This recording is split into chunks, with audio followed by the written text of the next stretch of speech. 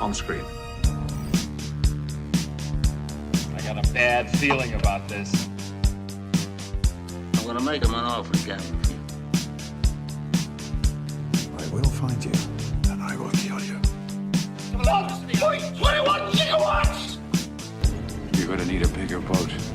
I am the one who knocks. That's what she said. Not great, Bob. Shall we begin? Hello and welcome to another Stranger episode of On Screen. I'm your host Dylan Wright, and I'm here to take you on a journey through the upside-down world of film and television. So this week is a very special week because, number one, I have a guest. He's returning from his triumphant debut in the Twin Peaks podcast. Say hello to Alex Weidner. Alex, how are you? Hey, Dylan, I'm pretty good. Okay. Hey, I'm glad to have you back. It's great when people can listen to not just me, because that's just boring. But this week is really special because on Friday, the day after this episode is released, the second season of Stranger Things is released on Netflix, and I have to tell you, I'm really excited about it. Alex, I know that you're a big fan of the show, and that's why you're on this episode. Tell us a little bit about how much you like this show. Yeah, I'm really excited for the new season. I'm definitely gonna binge watch it. Oh, absolutely. I'll probably end up watching it a second time through. Last year, I think I watched it 1.5 times, but I picked up in the middle the second time with some other friends.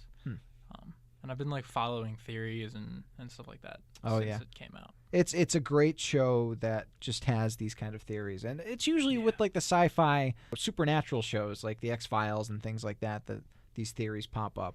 What's some of your favorite theories that you want to see happen in this new season? I want Barb to come back. But everybody but no does. one we're never gonna get that. Hashtag justice for Barb. Yeah. I want to know more about Eleven's past. Oh, absolutely. And I'm excited to see that 11 is back. Oh, yeah. Millie Bobby Brown does such a great role. She was nominated for an Emmy. It's really sad she didn't win because that was just such a powerful performance. I really like how one season they created this world, and this whole entire experience in one season of the show, and it took off so well, and I want to see it expand. And absolutely, I'm really excited to see how the show expands. Absolutely, it's a show that really immerses you. It builds a world immediately. You feel familiar with these characters like they're your next door neighbors, and it goes into what the idea behind the show is, how it's an homage to 80s films that Spielberg did or Stephen King novels. You see it just in Eleven herself. She's like a mix of Firestarter and Carrie, and then E.T. in a way too, the way that she's revealed to the boys of Stranger Things. And let me tell you, this show has some of the best child acting I've seen in a very long time. I don't know how you feel about the actors. I agree. I think every one of the child actors are probably some of the best actors in this show. Yeah. Maybe not Will. I don't like. Can we talk about that later? I don't like Will. You don't like Will Byers? Don't like Will Byers. There's problems with the character. I feel. Okay. And he's gonna be a pretty big part in this next season. So yeah, and maybe that'll change that. But all of the child actors are really good. And what's his name? The guy who plays Mike. Oh, Finn Wolfhard. Finn Wolfhard. Yep. He's a really good actor. Oh, absolutely. He got his role in It. And a completely different character too. Completely different character, but just as hilarious. Yeah. Oh, so good. And he's in some music videos for a band called Pup from Canada. Mm-hmm. And actually, the kid that plays Will Byers was in a Panic at the Disco music video. I didn't even know that. Yeah, for L.A. Devotee. Okay. All right. I might have heard about it, but it might have just slipped my mind because. And Gaten Matanzaro was on Broadway as the little kid from Les Miserables. Oh. Yeah, he was Gavroche. Right. He's funny. Oh, Dustin's great. He's adorable. I think Mike, I found the pudding. He's everyone's favorite. I think. He's so good. Yeah. So, in speaking with favorite characters, besides of course Dustin, who do you like on the show? I like Hopper. Oh, I think he's good. He's funny. Sheriff Hopper's great. He's really down to earth. Yeah. Which makes it sound like I have a crush on him, but that's not true. But he's a really down to earth character. He's like, he's got his faults, which is good in a character. Yeah, He's you don't want a perfect character. Right. he sort of falls in that gray area between good and bad. Yeah. Which I think is sort of where we're at today in characters in movies and TV shows. We don't want someone who's so far good or so far bad. We want someone in that gray area because we can relate to them more, I think. Absolutely. As an audience. Absolutely. It's not just a Superman that Right. does good and is just there to be a good guy. He has his faults. Like the one scene where he's trying to convince the guard to let him into this place, and he's like, "Oh yeah, I'm a friend." Right. And the guard's not having it, so he just decks him Right. and knocks him out. Like he bends the rules, but it's for what he thinks is good. I think Yeah. that's a good thing to see in a character in any sort of show or media that we have. I like Steve Yes, Steve. because he's the same way. Yeah, Steve. You would think he's just going to be a typical bully, just like the typical smarmy Right. jerk that is with the sweet and innocent girl. But he has some depth to him, and the fact that he's John Ralphio's father, it's just a great connection. Who are your favorites? I like everybody you said. I really like 11. I think Mike is really a good character. I love his interactions with the sister Nancy. They're very much siblings. Like Right. when they're trying to slyly rib, like, "Oh, I know you were out last night. Oh, I know you were hanging with a Yeah. boyfriend," and then the mom's like, "What's going on?" They're like, "Nothing." Yeah. Like that's such a sibling thing to do, and I think that the chemistry of everybody in the show is just perfect for the roles that they're in. Yeah. And I feel like the Duffer Brothers did a really good job with immersion. Yeah. The camera work, the set design. I love camera work. Like you could have a story. Like I don't care about the story sometimes, but the camera work is what matters to me. It's a beautiful shot, and they have that. And then the story is really well done. Absolutely. Really intricate. They got all the details down. Almost. Uh-oh. Barb. Yeah. Barb never comes back. They don't talk about Barb. She's just gone. That is the biggest plot hole I've ever noticed in anything I've watched. And they said that they weren't expecting Barb to make as big an impact as she did, and they weren't Right. really planning on solving her mystery. Right. She was just a typical person to die. Yeah. But if you think about it, she was one of the main character's best friends. Yeah. She disappears.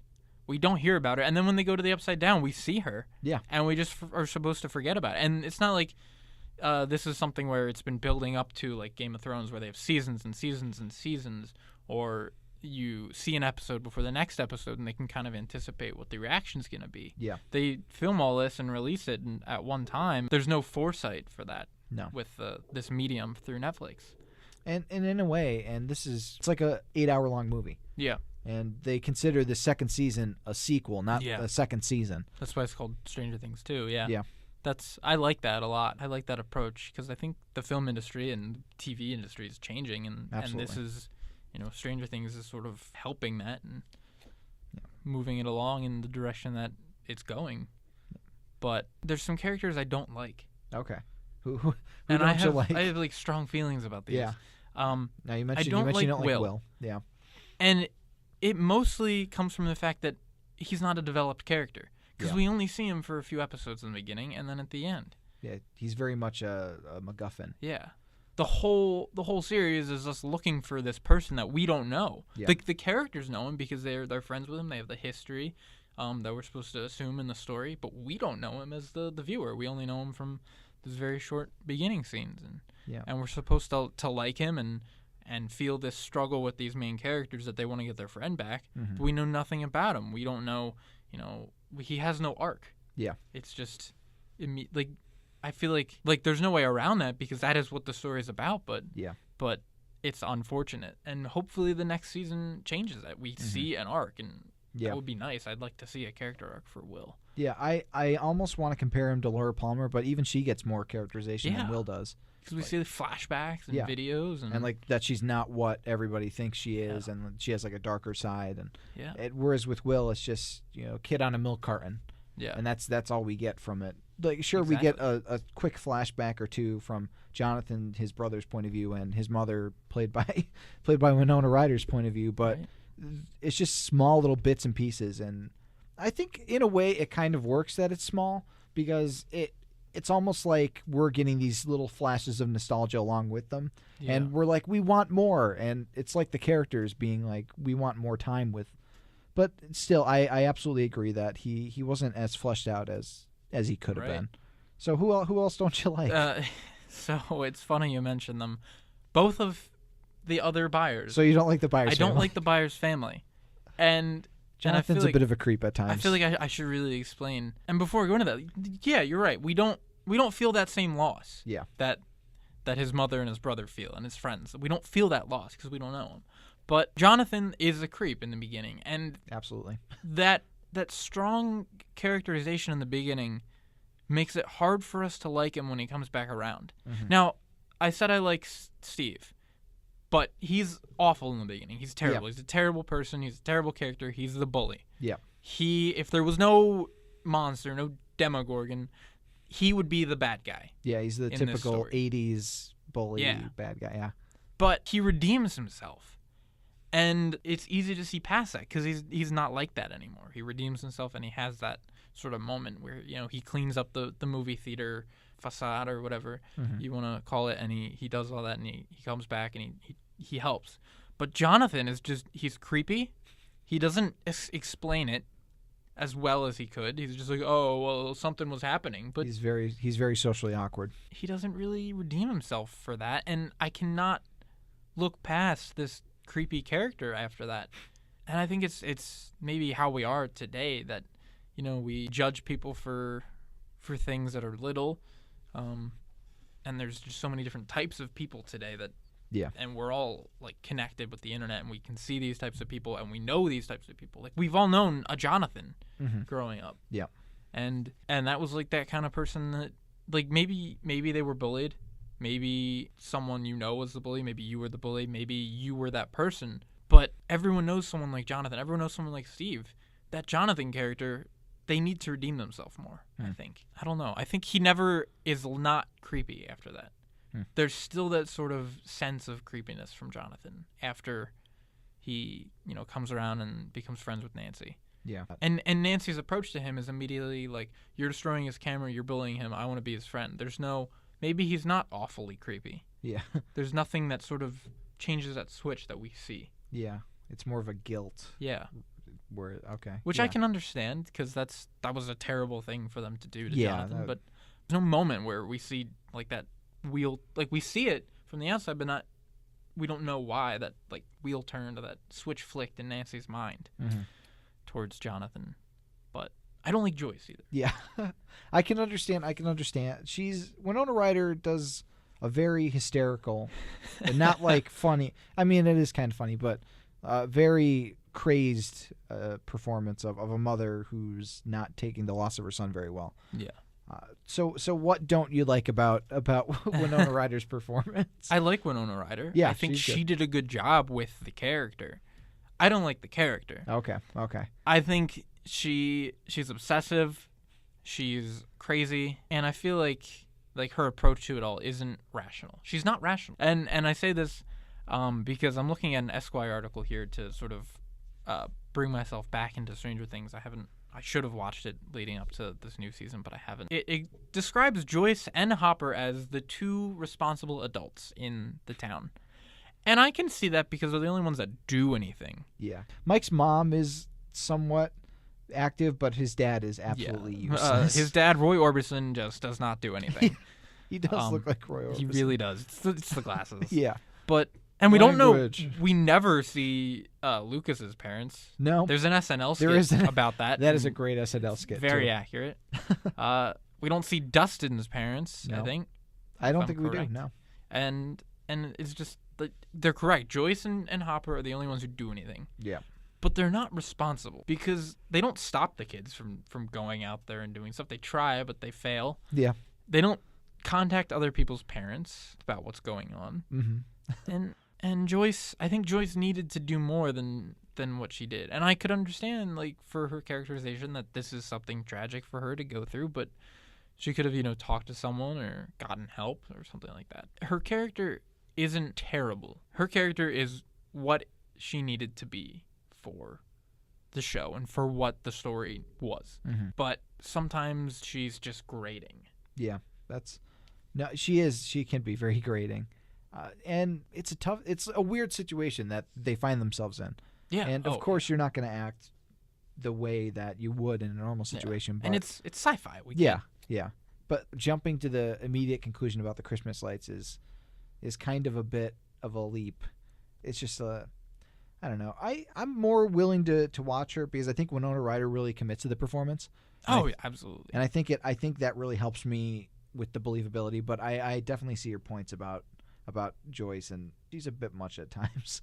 Yeah. But overall, what do you think? Do you think Stranger Things will have the reputation that the movies it's homaging, or is that a word, homaging? Absolutely. Yeah. I think it's gotten that within a year of being out because it's very Goonies. It's very Goonies-esque. It wears its influences on its sleeve. Yeah. E.T., the bike chase. That's the bike chase. Yeah. And just that other character that 11 is compared to E.T. Absolutely. And like I said, Goonies, because there's that adventure. And Sean Astin is going to be in this new season too. Is he?